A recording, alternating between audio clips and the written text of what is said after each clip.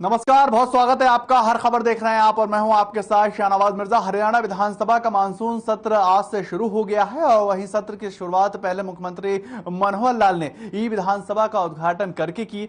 CM ने इसके लिए विधानसभा के स्पीकर ज्ञान चंद्र गुप्ता को बधाई दी है और वहीं संबोधन के दौरान मुख्यमंत्री ने कहा कि हमें राष्ट्रपति डिजिटल अवार्ड भी मिला है। सीएम ने आगे कहा कि विधानसभा के ई विधानसभा बनने से सदस्यों को इसकी पूरी जानकारी मिलती रहेगी और ये ऐप मोबाइल पे भी डाउनलोड किया जा सकता है। सीएम ने आगे यह भी कहा कि इसकी सावधानी बरतना बहुत ज्यादा जरूरत है और इसकी जानकारी कहीं पे भी लीक नहीं होनी चाहिए। अगर लीक होती है तो इसकी जिम्मेदारी सिर्फ और सिर्फ सदस्यों की ही होगी। और सीएम ने यह भी कहा कि एक प्राइवेट पेज भी इसके ऊपर बना हुआ है जिस पर विधायक अपने क्षेत्र की जानकारियों को भी साझा कर सकते हैं।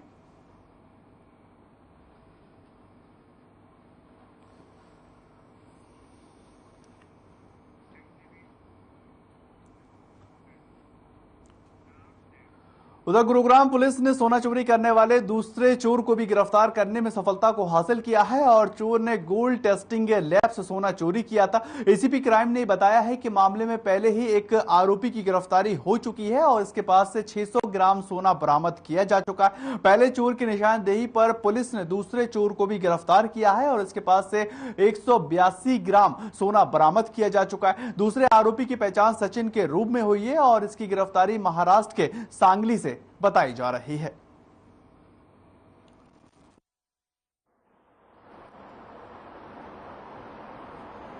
दिनांक 23/4/2022 को ओम गोल्ड टेस्टिंग लैब के मालिक ने शहर पुलिस स्टेशन में एक एफआईआर दर्ज करवाई थी कि उसके पास काम करने वाला ही एक व्यक्ति उसके जो सोना था उसकी दुकान में उसको लेके और गायब हो गया, जिसके संबंध में हमने एफआईआर दर्ज करके और उसकी इन्वेस्टिगेशन हमारी क्राइम ब्रांच सेक्टर 17 के इंस्पेक्टर नरेंद्र चौहान के नेतृत्व में टीम ने काम करते हुए उसमें जो शामिल आरोपी था राजेंद्र शंकर शालून, जो सांगली महाराष्ट्र का रहने वाला था, उसको महाराष्ट्र जाके और वहाँ से गिरफ्तार किया और उसके कब्जे से हमने 600 ग्राम सोना। उधर गुरुग्राम क्राइम पुलिस ने इंश्योरेंस के नाम पर ठगी करने वाले कॉल सेंटर का भंडाफोड़ कर दिया है। दरअसल साइबर क्राइम पुलिस को यह सूचना मिली थी कि दिल्ली के शाहदरा में यह ठगी का कॉल सेंटर चलाया जा रहा है। 150 से ज्यादा हाई प्रोफाइल लोगों के साथ इंश्योरेंस पॉलिसी के रिन्यूअल के नाम पर लाखों की ठगी को अंजाम दिया जाता है और साइबर क्राइम पुलिस ने पूरी तैयारी के साथ दिल्ली के शाहदरा में रेड की और ठगी के अंतरराष्ट्रीय गिरोह का खुलासा कर दिया है और ठगी के मास्टरमाइंड सहित 3 लोगों को भी इसमें गिरफ्तार हासिल सफलता की है, जिसमें 2 युवतियां भी शामिल बताई जा रही हैं। और मामले में एसीपी क्राइम की माने तो इस फ्रॉड कॉल सेंटर ने जस्ट डायल जैसी डेटा प्रोवाइजल कंपनी भी बनाई है और 15,000 देशों में हाई प्रोफाइल लोगों का डेटा खरीदती है। लाखों की ठगी कर महीने के लाखों रुपए जो है उसको ठग लिए जाते हैं और पुलिस की माने ठगी के कॉल सेंटर का मास्टरमाइंड दिल्ली का रहने वाला है और इसका सुनील नाम बताया जा रहा है, जो पहले किसी कॉल सेंटर में काम किया करता था लेकिन जल्द अमीर बनने के चक्कर में इसने ठगी के कॉल सेंटर का मास्टरमाइंड बनना ही मुनासिब समझा। एज भी 50 से 60।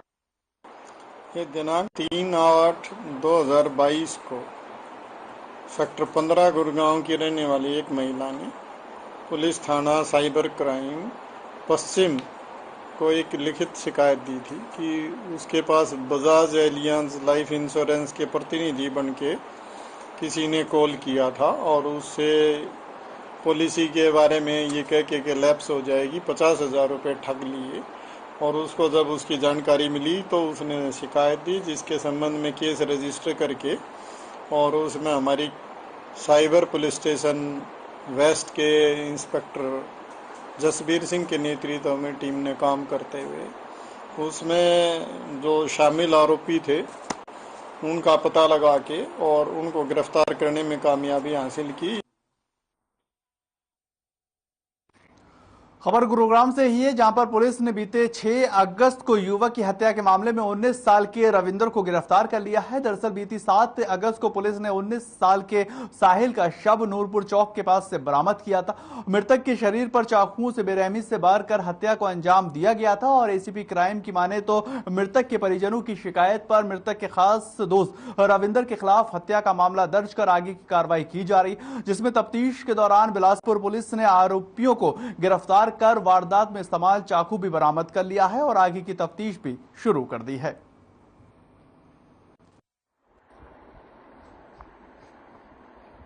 ये एक 19 वर्षीय युवक की 6/8/2022 को बिलासपुर थाने के इलाके में नूरपुर में चाकू मार के हत्या कर दी गई थी, जिसके संबंध में बिलासपुर पुलिस स्टेशन में केस रजिस्टर करके और उसकी इन्वेस्टिगेशन एसीपी पटौदी द्वारा की जा रही थी। और उस इन्वेस्टिगेशन में कुछ ही घंटों में उसमें जो आरोपी व्यक्ति था जिसका नाम रविंदर है, जो वो भी 19 ही साल का था, और मृतक साहिल ये भी 19 साल का था। इन्होंने साहिल की चाकू मार के इस रविंदर ने हत्या की थी। तो इस रविंदर को गिरफ्तार करने में पुलिस ने कामयाबी हासिल की। इस वक्त की एक बड़ी खबर आपको बता रहे हैं जो लखनऊ से जुड़ी हुई है। सीएम योगी आदित्यनाथ को जान से मारने की धमकी मिलती हुई नजर आई है। ये लखनऊ में बड़ी खबर आपको बता रहे हैं, लखनऊ से, जहां पर सीएम योगी को धमकी मिली है और बम से उड़ाने की ये धमकी मिलती हुई नजर आई। आरोपियों की तलाश में अब पुलिस आगे जुट चुकी है और सीएम योगी आदित्यनाथ को धमकी जो है वो मिली है, बम से उड़ाने की धमकी दी गई है। पुलिस आगे की तफ्तीश करती हुई नजर आ रही है कि आखिर इस तरह की जो बात कही गई है उसमें कौन कौन लोग शामिल हैं और कहां से ये धमकी जो है वो दी है। आगे की तफ्तीश अब पुलिस करती हुई नजर आ रही है। लेकिन ये बड़ी खबर आपको उत्तर प्रदेश की राजधानी लखनऊ से बता रहे हैं, जहां पर उत्तर प्रदेश के ये मुख्यमंत्री योगी आदित्यनाथ को बम से उड़ाने की और जान से मारने की धमकी दी गई है। और इस कड़ी में अब पुलिस आगे छानबीन करती हुई नजर आ रही है कि आखिर कौन लोग हैं जो इस तरह की बात कर रहे हैं और तफ्तीश पुलिस आगे करती नजर आ रही है।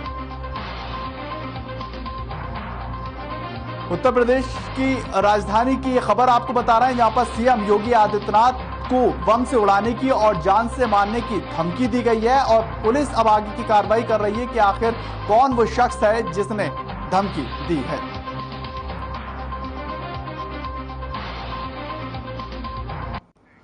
उधर गुरुग्राम के अंदर रविवार को 8 साल के बच्चे का बरसाती नाले में डूबने से एक मामला निकलकर सामने आया है और घटना जिले के गड़ौली गांव की बताई जा रही है, जहां पर पुलिस को मासूम के डूबने की सूचना मिली और पुलिस की टीम और दमकल की टीम मौके पर पहुंचती हुई वहां पर नजर आई।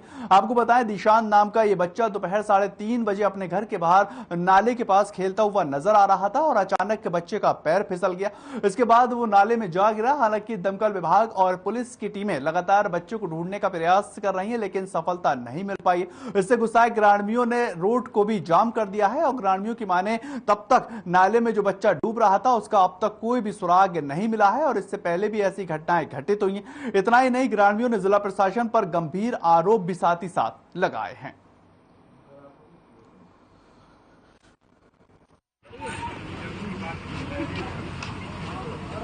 देखा था, मन पड़ता नहीं देखा।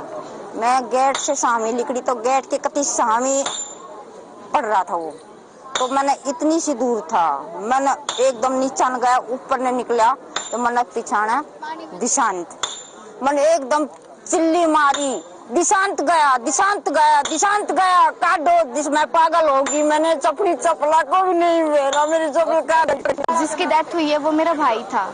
कितनी देर हो गई अभी तक आपका भाई मिला है? नहीं मिला। उनको 20 घंटे हो गए हैं। तो पुलिस प्रशासन क्या कर रही है? पुलिस प्रशासन कुछ नहीं कर रही। जब पुलिस प्रशासन का खुद का बच्चे का होगा ना या फिर सरकार की बच्चे का होगा, जब ढूंढेगी वो वैसे नहीं ढूंढेगी। गिरा कैसे आपका भाई? मेरा भाई खेलने के लिए निकला था बाहर, तब उसका पैर रिपट गया। इनका बच्चा बेचारा छोटा सा बच्चा अपने घर के सामने खेल रहा था।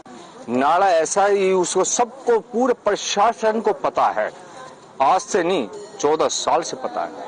और उस बच्चा वहीं गिर गया और मर गया। आज से नहीं 6 हत्या हो गई, 6 हत्याएं। इस गांव की कोई शिस्ती नहीं ले रहा। क्या इस गांव का यही दुर्भाग्य है? रो रो कर दिलपती उसकी माँ। गांव हम भी रो रहे हैं, देख आंखों में आंसू देखो। क्या ये दुर्भाग्य हमारा लड़का खेल रहा था नाले पे और नाले पे से पैर फिसल गया। छोटे बच्चों ने आवाज लगाई कि भी शांत गिर गया। जितने भी घर परिवार के थे पूरा गांव खड़ा हो गया उसको निकालने के लिए, लेकिन हमारा बच्चा नहीं मिला। तैरने वाले भी आए, सब उसमें कूद गए, लेकिन बच्चा नहीं मिला। हमने आके ना यहाँ पे धरना धर दिया, भी हमारा बच्चा भी चाहिए और वहाँ का पूरे ना उसको चाहिए। ये आज पहली बात नहीं है, ये तो पूरा गांव पिछले साल भी मेरे सामने ही मेरे लड़के ने। प्रधानमंत्री नरेंद्र मोदी के आह्वान पर देश भर के अंदर 13 से 15 अगस्त तक मनाए जाने वाले हर घर तिरंगा अभियान के तहत हरियाणा 3 रंगों में रंगा हुआ नजर आएगा और इससे जन अभियान बनाने के उद्देश्य से नागरिकों की ओर से स्वेच्छा से झंडा खरीदकर राष्ट्र ध्वज फहराने के लिए प्रेरित किया जा रहा। इस अभियान के तहत सोमवार को मुख्य सचिव संजीव कौशल ने चंडीगढ़ स्थित हरियाणा सिविल सचिवालय में झंडा बिक्री केंद्र का उद्घाटन किया है और वहीं सबसे पहले मुख्य सचिव ने खुद पैसे देकर उस झंडे को खरीदा और उसके साथ ही साथ मुख्यमंत्री के प्रधान सचिव श्री बी.के. उमाशंकर समेत कई लोगों ने पैसे देकर वहां पर झंडा खरीदा और इस अवसर पर विभाग के संयुक्त निदेशक अमन कुमार सहित कई वरिष्ठ अधिकारी भी उपस्थित रहे हैं।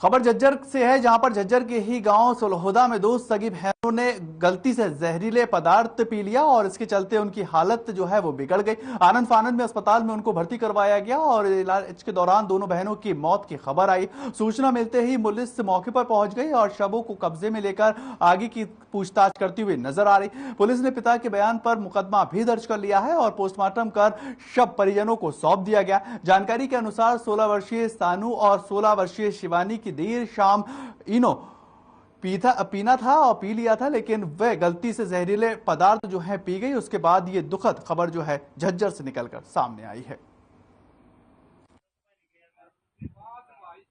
तो लड़की सन्नू और शिवानी वासी सुलहोदा से मारुति हॉस्पिटल में एडमिट हुई यहाँ। तो पुलिस वहाँ कार्रवाई के लिए पहुंची तो वहाँ पर लड़कियों की सुबह एक्सपायर हो चुकी थी। तो वहाँ पर घर वालों ने बयान दिए हैं कि लड़की जो इन्नू भाई गलती से इन्नू की जगह उन्होंने गेहूँ में पानी वाली दवाई।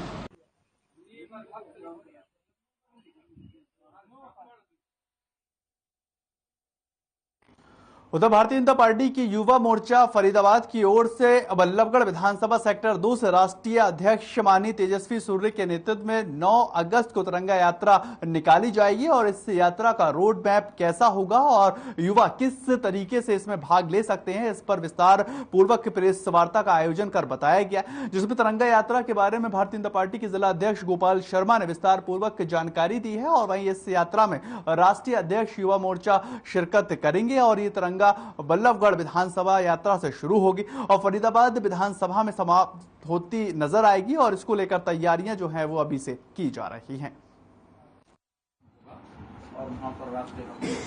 बाइक रैली में शामिल हो, हमने इसके लिए एक इनविटेशन कार्ड बनाया है जिसमें इंडिपेंडेंट कल्चर नाइट के नाम से हमने प्रोग्राम भी रखा है, जो टाउन पार्क में जो अपना तिरंगा झंडा है जो वर्ल्ड में हमारे भारत में दूसरे नंबर पे तिरंगा सबसे ऊंचाई पे है, उसके नीचे हम कल्चर प्रोग्राम कर रहे हैं। तो वहां पर सारे युवा साथी हमारे, मेरी यही अपील है जिसके लिए हम कॉलेजेस में भी गए हैं, सारे अग्रवाल कॉलेज, YMCA यूनिवर्सिटी, सारी जितनी बड़े बड़े कॉलेज और यूनिवर्सिटी में सब में हम जा रहे हैं युवाओं को बताने कि आप इसमें। देखिए, आज आज़ादी का अमृत महोत्सव है। हर व्यक्ति में, हर युवा में एक बहुत बड़ा एक अच्छा उनका माहौल है, उनमें अच्छा खुशी है कि हमारा 75वां अमृत महोत्सव और उसमें सब हर घर तिरंगा लहराया जाए, फहराया जाए।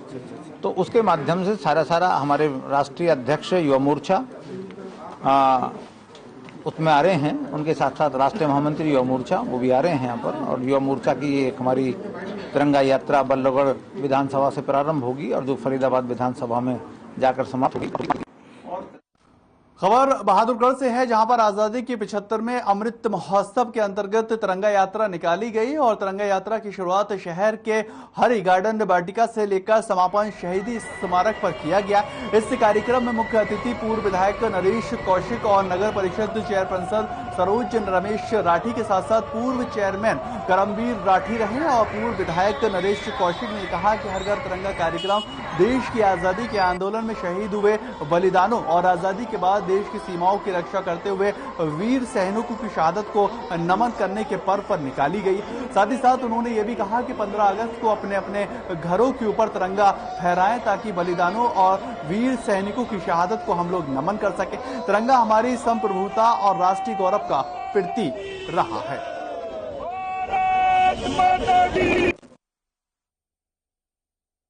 मोदी जी ने पूरे देश को आह्वान किया है कि हर घर तिरंगा, तो उसी के उपलक्ष्य में हमने तिरंगा यात्रा निकाली है और इसका एक ही उद्देश्य है देशभक्ति की भावना।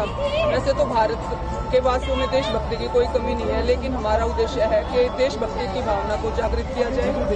और जैसे 15 अगस्त को ही नहीं, मैं तो कहती हूँ कि 12 महीने अपनी देशभक्ति, अपने जो देश पे हमें गर्व होना चाहिए और ऐसा पर्व हमें हर रोज मनाना चाहिए। लोकप्रिय नेता और हमारे देश के लोकप्रिय प्रधानमंत्री माननीय श्री नरेंद्र मोदी जी के नेतृत्व में आज पूरे देश में, इन्हीं पूरे विश्व में जहां जहां हमारे देशवासी रहते हैं वहां पर जो है हमारी तिरंगा यात्रा निकाली जा रही है। और उसी उपलक्ष्य में हमारे प्रदेश में माननीय मुख्यमंत्री जी, माननीय प्रदेश अध्यक्ष ओम प्रकाश धनखड़ जी के नेतृत्व में ये कार्यक्रम सभी विधानसभाओं में चला हुआ है।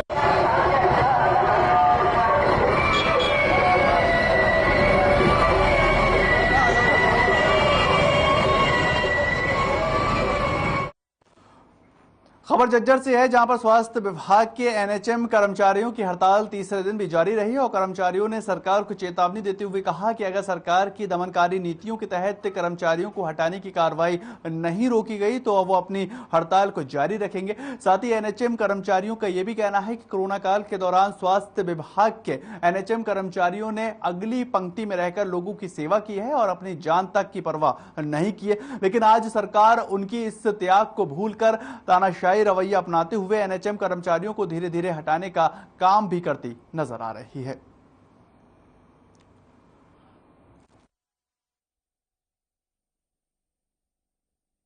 आज हमारा पूरे भारत में ये बिल आ रहा है जो सरकार आज पेश करना चाहती है, केंद्र सरकार 2022, उसके विरोध में हम धरना प्रदर्शन कर रहे हैं। इसमें जैसे किसानों की बिजली महंगी हो जाएगी, सब्सिडी खत्म करने वाले हैं, ये जो शहर की लाइन है वो कंपनी अपने पास रखेगी और जो गांव की जो लॉस में लाइन चल रही है वो हमारे को देगी, जिसमें लॉस होगा और कंपनी आगे से फिर इसकी बिजली बंद कर देगी ऑटोमेटिक है, जैसे बीएसएनएल के साथ किया इन्होंने। आज का जो हमारा ये प्रदर्शन है, ये बिजली जो केंद्र की जो सरकार है वो बिजली संशोधन बिल 2022 से लोकसभा के अंदर लेके आ रही है। हमारा प्रदर्शन है इसके विरोध में है। और जो किसान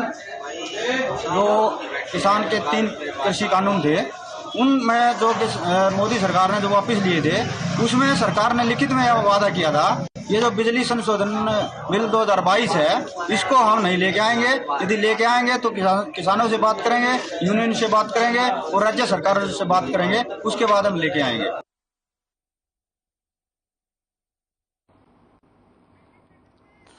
ये झज्जर की आप तस्वीरें देख रहे हैं, जहां पर कर्मचारियों की जो है वो लगातार ये मांगे हैं कि एनएचएम के तहत हमने अपनी जान की बिना परवाह किए जो कोरोना काल था उसमें वॉरियर की तरह काम किया है। अब एनएचएम कर्मचारियों को लगातार सरकार हटा रही है और इस चीज को हम नहीं मानेंगे। हमें अगर निकाला जाता है तो हम उग्र प्रदर्शन भी करते हुए नजर आएंगे और हमारी सरकार से ये मांग है कि जिस तरह से हमने कोरोना काल के दौरान काम किया है उसी तरीके से अब हमें मान और सम्मान भी मिलना चाहिए।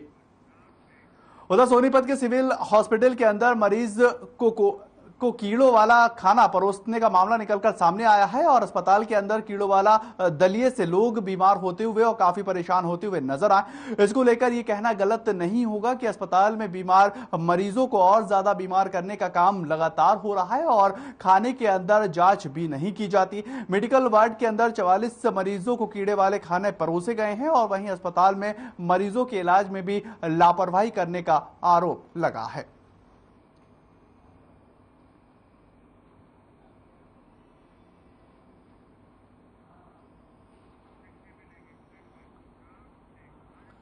उधर झज्जर के अंदर बिजली कर्मचारियों ने अपने कार्यालय के बाहर ही धरना प्रदर्शन दिया है और सरकार के खिलाफ जमकर नारेबाजी की है। बिजली कर्मचारियों का कहना है कि सरकार जो बिजली विधेयक बिल लाने जा रही है उससे न केवल कर्मचारियों को बल्कि आम उपभोक्ताओं को भी काफी परेशानियों का सामना करना पड़ेगा।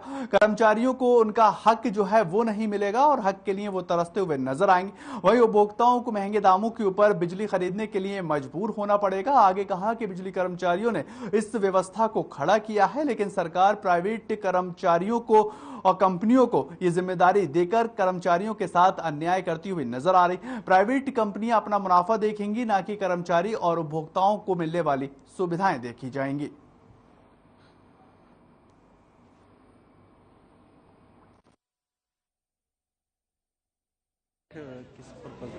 आज का जो ये उपमंडल अधिकारी लेवल का जो रोष प्रदर्शन है वो बिजली विधेयक बिल 2022 के विरोध में। ये जो केंद्रीय सरकार है इसने इस बिल के बारे में आज तक किसी संगठन से, किसी सामाजिक संगठन से, उपभोक्ताओं से किसी से बात नहीं की आज तक, और ना ही इस विधेयक के बारे में आज तक बताया गया, ना ही किसी वेबसाइट पे डाला गया कि ये विधेयक क्या चीज है। उधर फरीदाबाद पुलिस को एक बड़ी कामयाबी हाथ लगी है। इंडिगो एयरलाइंस में नौकरी लगवाने का झांसा देकर लाखों रुपए की ठगी करने वाले गिरोह का पर्दाफाश पुलिस ने कर दिया है। इस मामले में पुलिस ने 8 आरोपियों को गिरफ्तार किया। आरोपियों के कब्जे से एक लैपटॉप, 20 मोबाइल, 13 सिम सहित 3,22,000 रुपए की नकदी को भी बरामद किया गया है और तीनों युवकों पर यह आरोप लगाया गया। ये लोग अपने 6 अन्य साथियों के साथ मिलकर इस घटना में मिले हुए थे और इसमें शिकार बनाया करते थे। पुलिस के मुताबिक इन लोगों ने दिल्ली के द्वारिका मोड़ के ऊपर एक फर्जी कॉल सेंटर भी खोल रखा है, जहां पर लोग इंडिगो एयरलाइंस में नौकरी लगवाने का झांसा देकर लोगों से लाखों रुपए ठगी की जाती थी।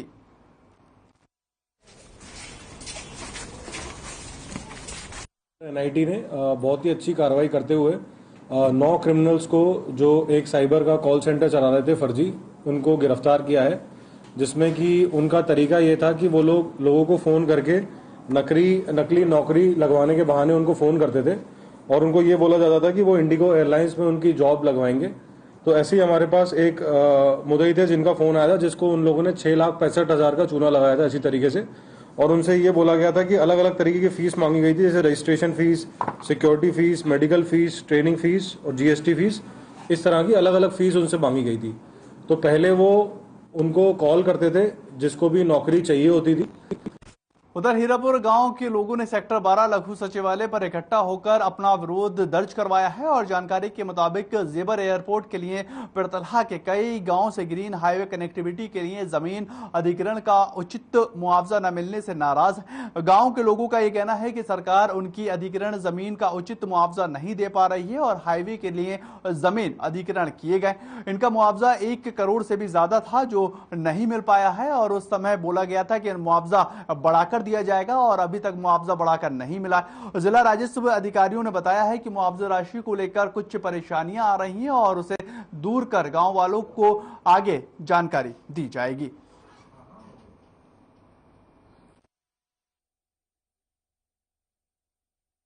ये जितने भी ये किसान आए हुए हैं, ये हीरापुर के किसान हैं और महमदपुर के भी हैं और पास के भी हैं। हम जो अपनी मांग लेके आए हैं वो हमारी मांग ये है कि जो हमारी ये जेबर एयरपोर्ट रोड के लिए जो ज़मीन हमारी सरकार ने ली है तो उसका जो मुआवजा है वो मुआवजे में भिन्नता है, जो कि निरियाला और हीरापुर मोहने के बीच में है। कि देश के विकास के लिए केंद्र सरकार ने जेवर में अंतर्राष्ट्रीय हवाई अड्डे की स्थापना का निर्णय लिया है। उसका शिलान्यास भी हो चुका है और वहां तक पहुंचने के लिए लिंक रोड बनाया जा रहा है, ग्रीन हाईवे। हमारे गांव के खेतों में से ग्रीन हाईवे के लिए जमीन ली जा रही है, लेकिन उस ली हुई जमीन का मुआवजा हमको ठीक नहीं दिया जा रहा। जब हमारी पूरी आजीविका लेकर, हमारी जमीन लेकर, जिससे हम धन पैदा करके अपना पेट भरते हैं। कुछ दिन पहले जो है ना यहाँ जेवर इंटरनेशनल एयरपोर्ट के लिए फरीदाबाद से जो कनेक्टिविटी दी जा रही है, उसके लिए कुछ गांवों का भूमि अधिग्रहण का अवार्ड सुनाया गया था। तो अब ये उस अवार्ड से थोड़ा रुष्ट है कि भाई थोड़ा कम दिया, तो प्रोसीजर क्या अपनाया अवार्ड सुनाते समय, या रेट कैसे निर्धारित किए, इनकी वो शंकाएं हैं। ठीक है, तो ये जब अवार्ड सुनाया जा रहा था, जब भी ये मौजूद थे, जब भी इन्होंने ये बात उठाई थी। अब ये लिखित में एक मेमोरेंडम दिया, हम इसको स्टडी करेंगे। इसमें अगर कोई मतलब समाधान करने की बात है, वो समाधान भी करेंगे। चलिए फिलहाल इस बुलेटिन में इतना ही। ताज़ा खबरों के लिए आप लगातार बने रहें हर खबर के साथ।